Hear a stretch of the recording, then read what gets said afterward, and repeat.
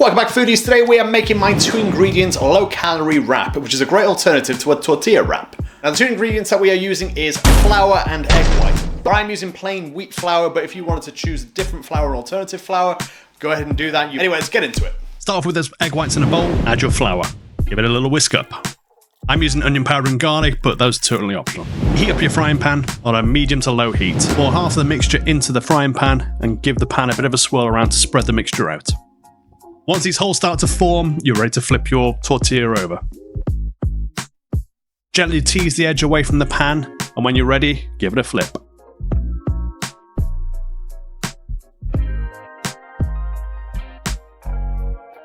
When it's cooked, cover the wrap with a tea towel for about 2 to 3 minutes, just to make sure it's cooled down.